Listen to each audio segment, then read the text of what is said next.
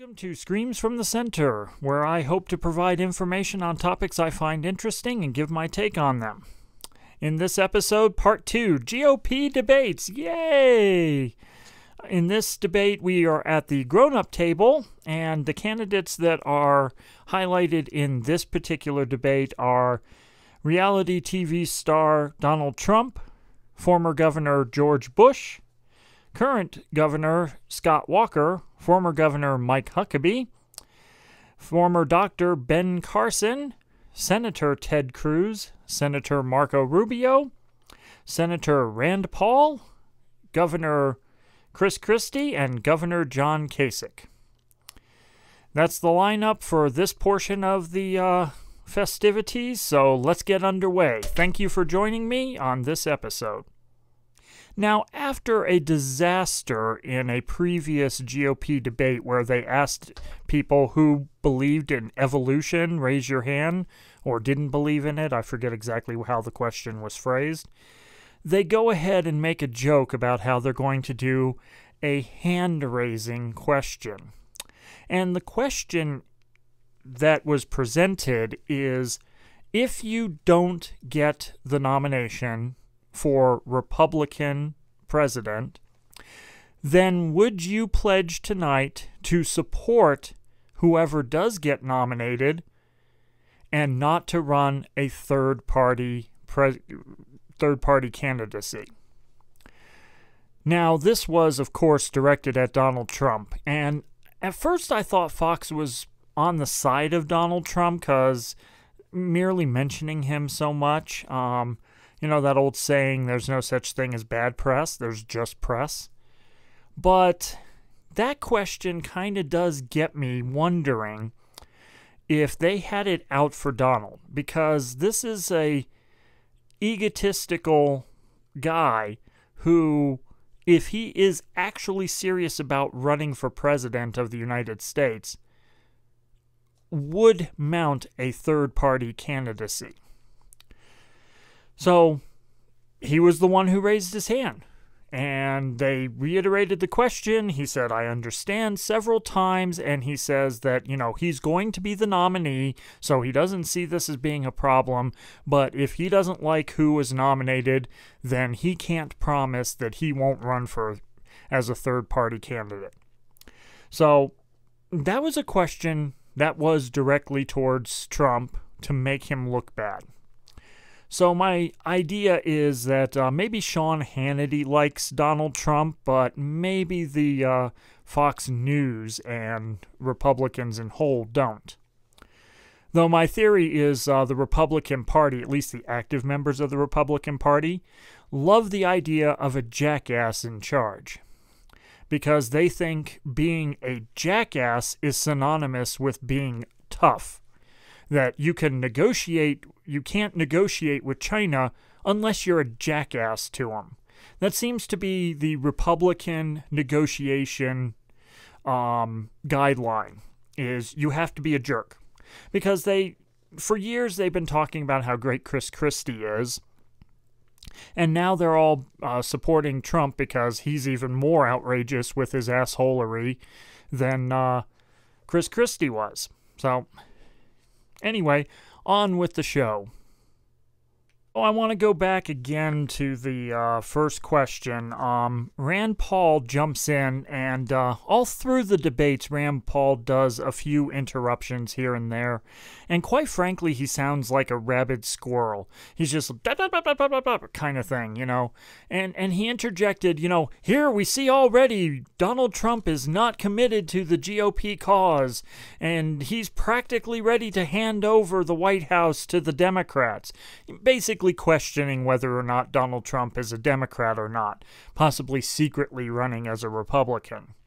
I don't necessarily buy into that narrative too much. I don't put it outside the possibility, but Donald Trump seems legitimately angry with Obama, and he doesn't come off as the kind of guy who would spend nearly 8 years downplaying an entire political party to be a secretive operative of one.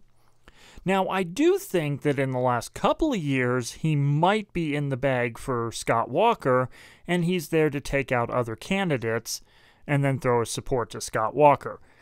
It's kind of a harebrained theory of mine, but we'll see how it plays out.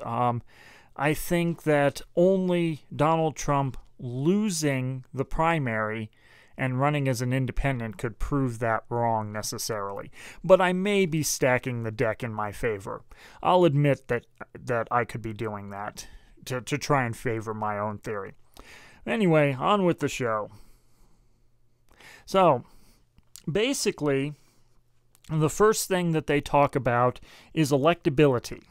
And they ask, now the format of this debate is they're going to come up with a topic, sometimes just a question, and only talk to a couple of the candidates, maybe 3 candidates. They're not going to ask the same question to every candidate, which is kind of unusual and, well, leads me to believe that this wasn't so much of a debate as it was just a beauty pageant, if you can understand the analogy, and no Donald Trump reference intended there. So they ask these questions in a kind of beauty contest format, and the different candidates give their take on them. They talk to Ben Carson about his inexperience. He's never been in elected office, and is this a mistake of his for running? They basically are questioning why he's there. This seems to be a theme with the Fox News debate here. I don't know if the other debates will follow suit, but it's more of an attack on the candidate rather than asking them policy questions, because they keep coming back to these styles of questions where they go, well, what makes you so great to run for president? Aren't you washed up? Aren't you foul-mouthed and silly? You know, and it's an embarrassment. I'm seriously hoping that this is an anomaly with Fox News, and this is not the way the RNC is planning on its debates being run. And I certainly hope the Democrats don't fall into this category either. So basically, Ben Carson is talking about how smart he is, how he's a doctor, he comes from humble beginnings. Again, I mentioned a lot of these guys will use personal anecdotes and their life story to set the narrative, trying to connect to people on a people level. Whereas, most of these guys are either rich themselves or shills for rich people. Most of the people on that stage tonight in both venues are basically there because 1 or 2 rich donors put them in the national spotlight.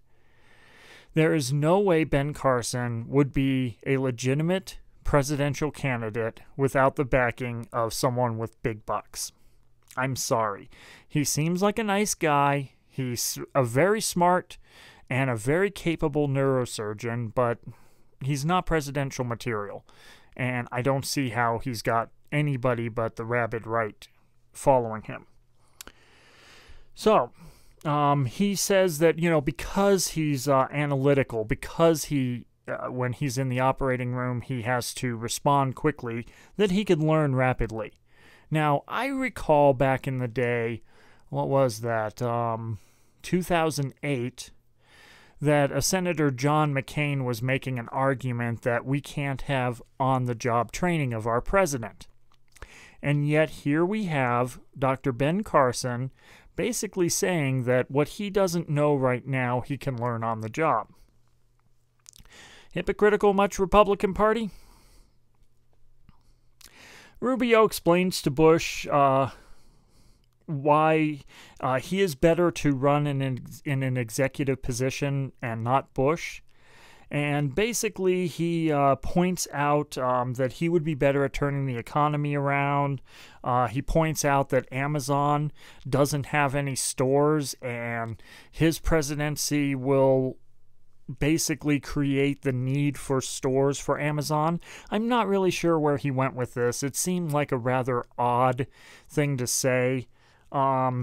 he talks about how Americans are working paycheck to paycheck, and he was one of those people that worked paycheck to paycheck, and Hillary Clinton never knew what that was like, and she can't connect to people because she doesn't know what that's like. And, that's a good point. I'm not sure before Hillary and Bill got together what her kind of financial status was, but I do sometimes think that the Clintons are a bit out of touch with reality and people. But, Senator Rubio is definitely out of touch. He doesn't remember these roots. He only remembers them when it's politically convenient to. So I'm not buying his little game here that he thinks that Hillary's out of touch and he's not. So when it comes to Bush, he talks about how he's his own man. He cut taxes in Florida. He vetoed more than any governor in Florida and made the quick little moniker that they call him Vito Corleone, which I find interesting that he uses the name of a fictional mobster to compare himself to. That may not be the best thing for a Bush to say. But he basically touts how conservative he is, how his principles help turn Florida around, how, he's not Bush, he's just Jeb. He's just Jeb. Now, of course, I joke around saying, I'm for Jeb, just elect Bernie. But I'm sure that's not what he means. When they go to Donald Trump's little present yourself thing, Megyn Kelly, this has been going around on the internet, but Megyn Kelly challenges him on his misogynistic words that he says. She said, you say things like calling women fat pigs and such, and he interjected that he only meant Rosie O'Donnell, which Megyn then corrected the record on. And he also gave a veiled threat to Megyn Kelly saying, I'm nice to you now, but maybe I'm not going to be so nice to you if you keep up this sort of thing. And Donald Trump has this consistent, he's a bully.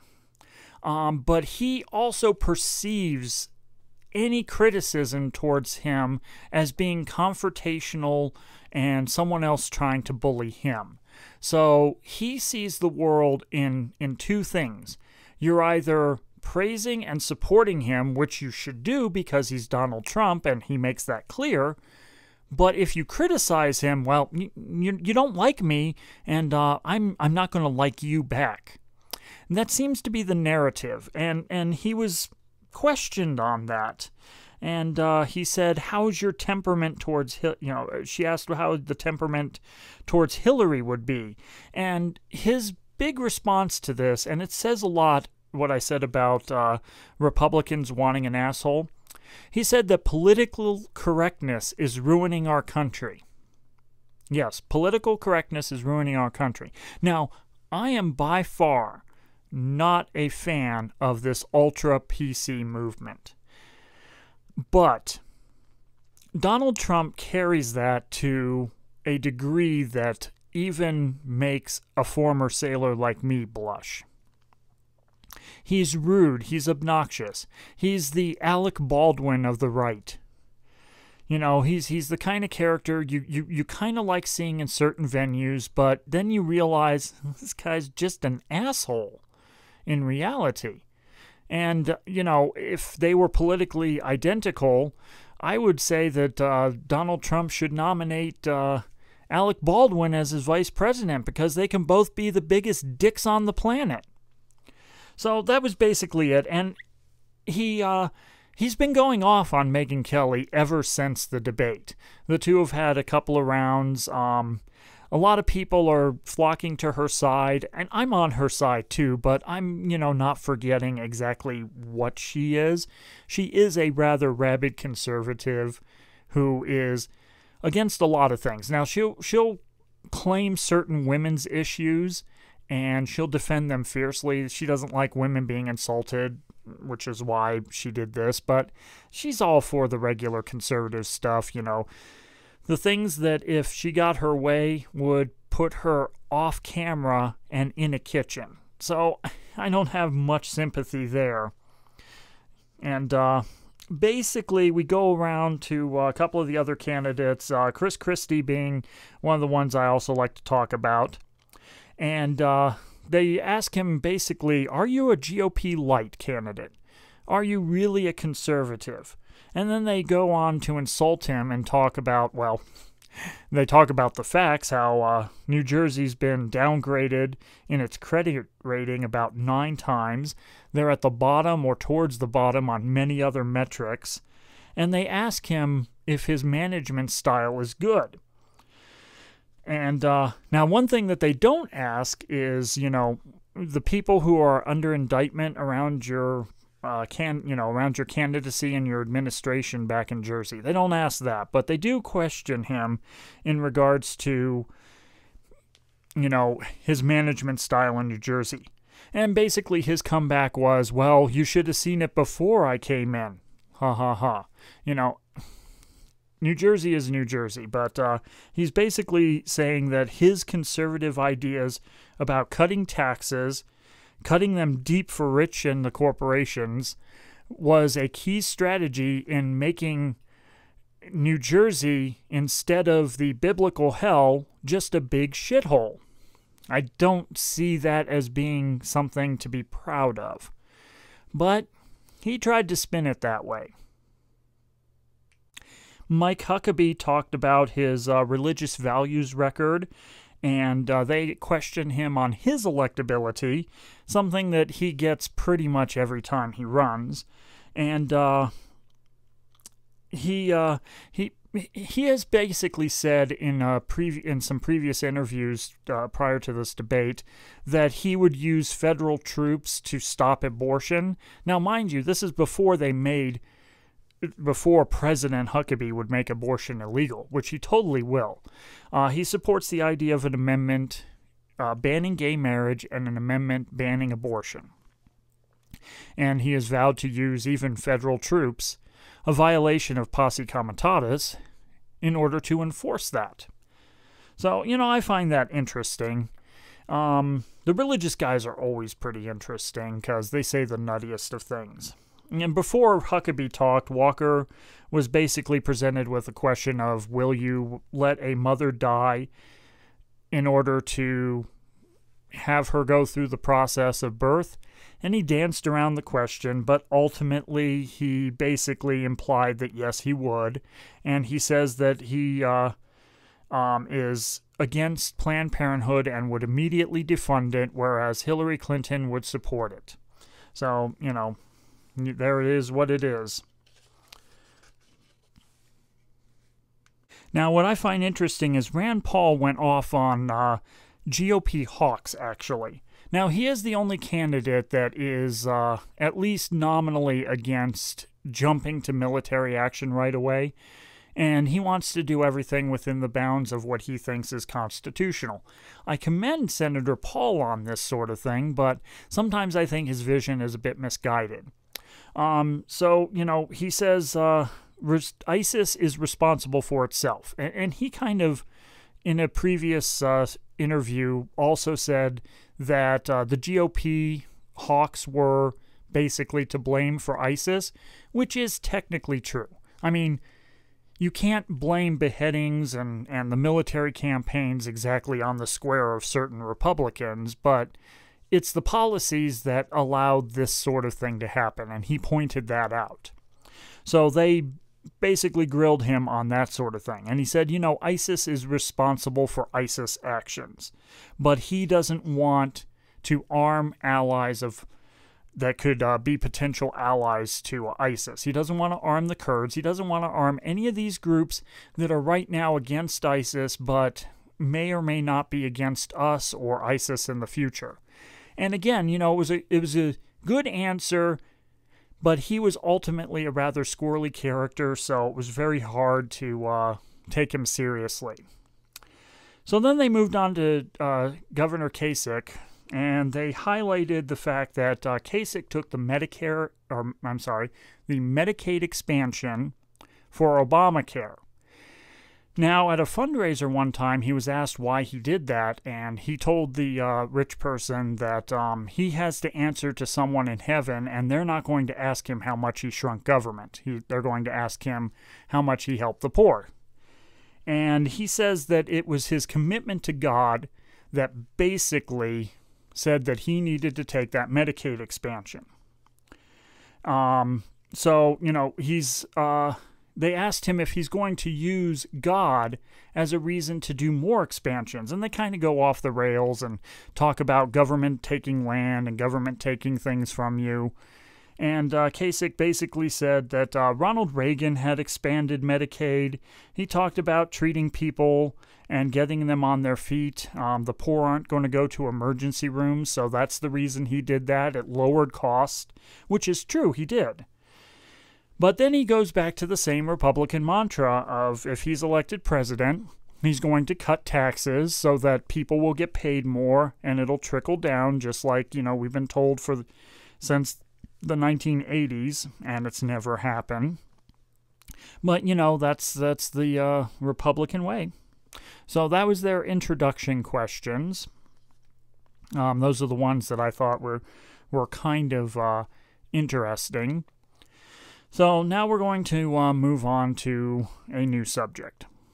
So they moved on to immigration, and they talked to Donald Trump about, some of the inflammatory statements he's made about the Mexican government, and, to respond to Jeb Bush on his immigration policy.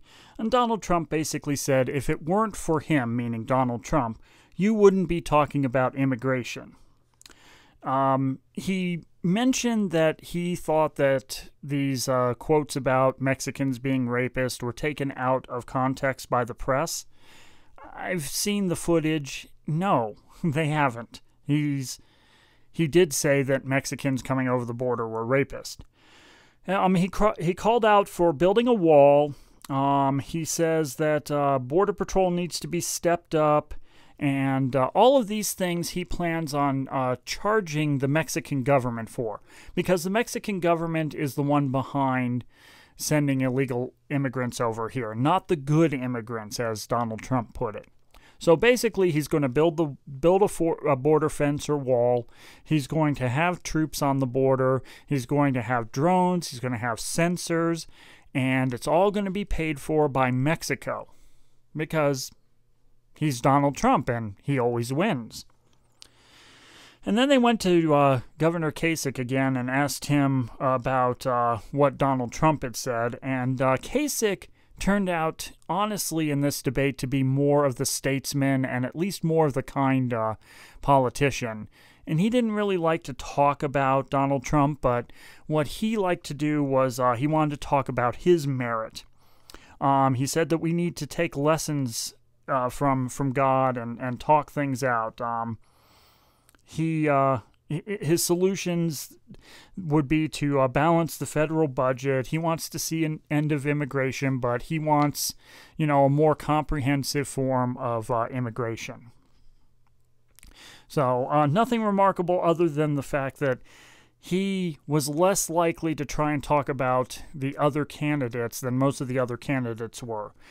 So, following the Reagan 11th commandment, thou shalt not talk ill of fellow Republicans.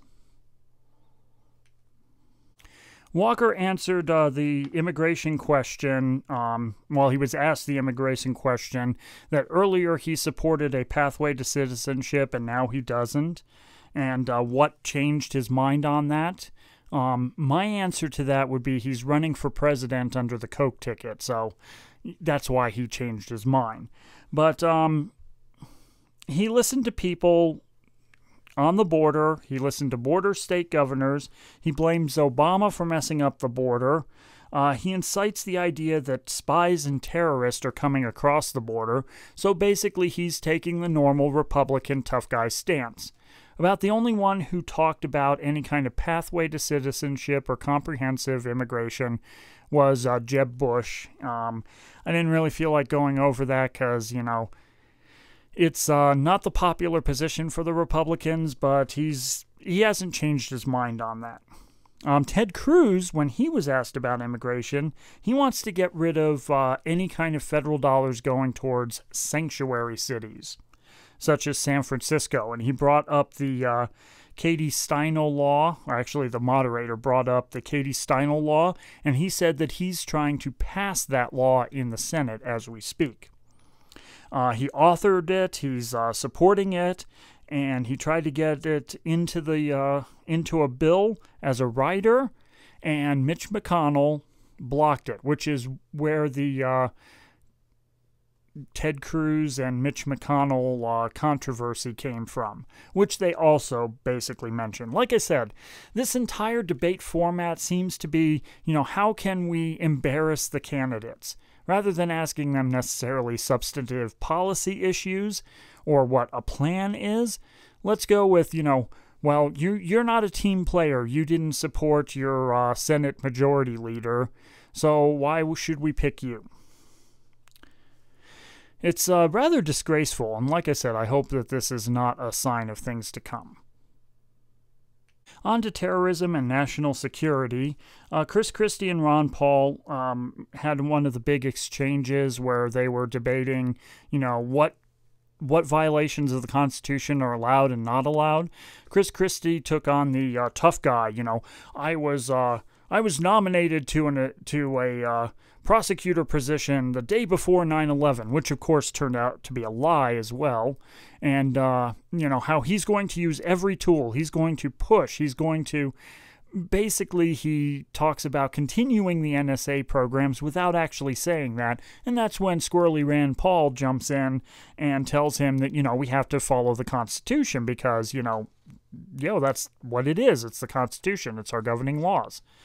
And Christie got mad at him, and he said, it's easy for you to say that in your ivory tower. He didn't really say ivory tower, but he did say something, it's easy to say that in a Senate subcommittee meeting, but when you're out there fighting for real like I was in 9/11, you'll realize that you need all these tools. And Rand Paul said that, we are responsible for civil liberties. We are responsible to protect the Constitution. Well, basically, him and Christie don't agree. At one point, Rand Paul said that he wants to collect information from terrorists, but not from people. And Christie goes, well, that's not a very realistic thing to say.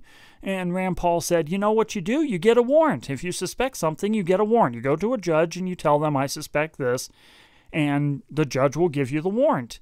And Christie basically said that that's impractical. And he says he doesn't, Rand Paul also tells him, go back and hug Obama. And he says, who I did hug a lot of? The families after 9/11. So, that's basically the big exchange between those two on national security and terrorism. They moved on to how you would stop ISIS and its influence in the U.S. Again, Fox is going for these leading questions saying that there's some sort of ISIS influence in the United States. Ted Cruz was asked how you would destroy ISIS in 90 days, and he says we need a truthy president and radical Islam. He basically said that we need to address terrorism as radical Islamic terrorism. So, saying the words, it's again, if you say the words radical Islamic terrorist, magically their wings are going to fall off. They're not going to be able to fly into the United States, and they're going to shrivel and die. Because that's realistic. He also threatened that if you are an American citizen and you join ISIS, he will revoke your citizenship.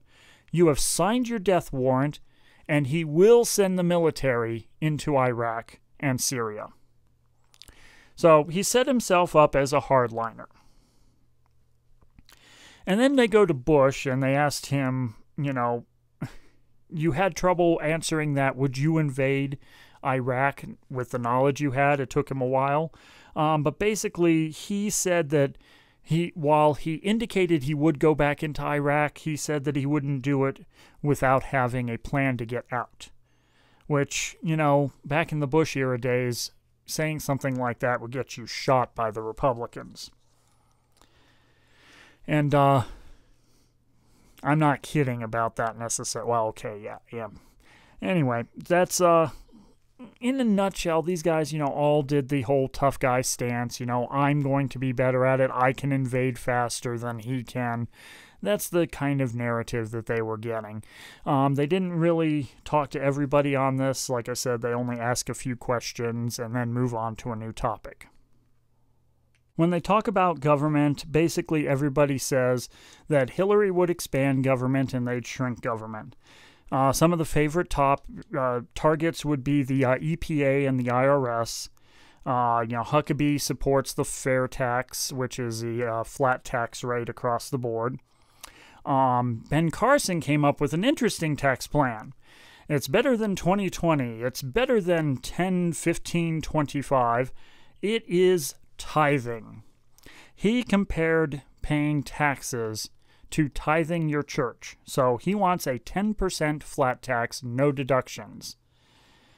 And I suppose the government will just be the military at that point, and will still be borrowing, because that's not going to cut it, Dr. Carson. A lot of the debate is arguments about Common Core as well. Actually, not a lot of the debate, but Bush is kind of the only candidate that's in favor of Common Core, and the others kind of go after him as to why, you don't defer to state and local governments, that they are the ones who should have power. Rubio chimed in on that.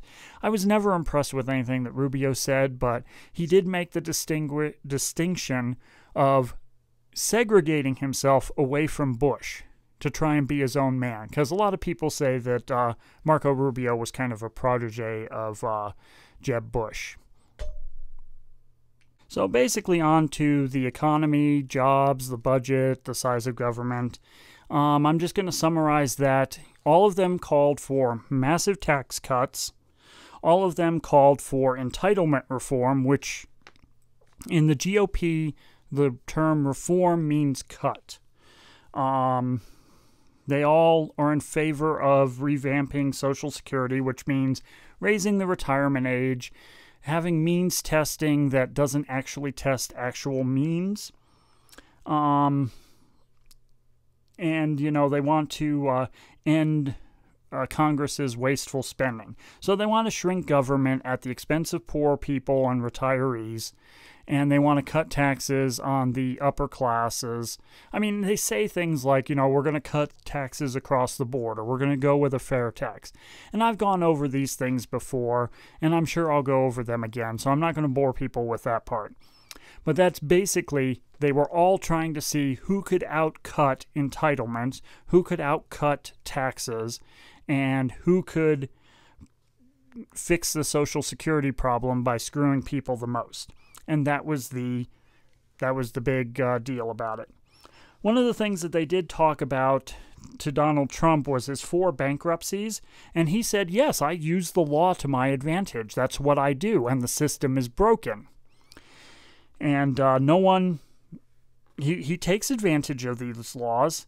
No one writes about when others do it, just him. He has a great company and great people, according to himself.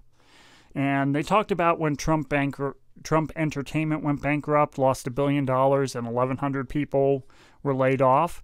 He basically attacked lenders and said that they're not babies, they're tough people. He had the good sense to leave Atlantic City, and then he made a joke to Christie about, you know how bad it is there.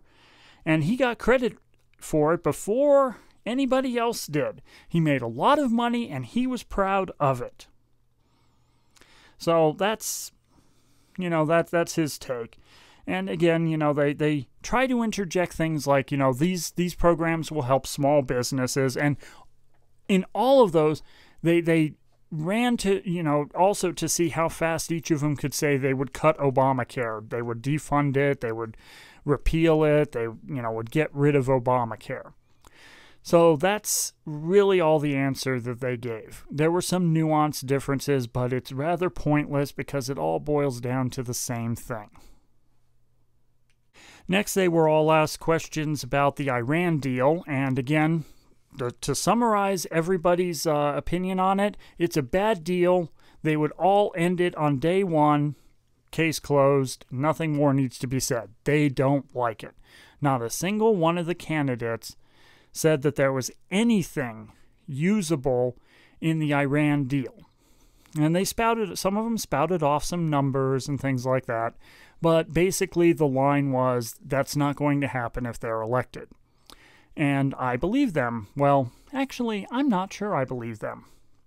I think that they might try and take credit for it after the fact. Just like I think that the next Republican president is probably going to take credit for the Affordable Health Care Act. Mark my words. But at least for now, the Iran deal is bad. Moving on to the topic of social issues, this was basically a bash Planned Parenthood series of questions. The candidates flocked around to see who could ban federal funding to Planned Parenthood the fastest. Now, the truth is, federal dollars never go directly to Planned Parenthood.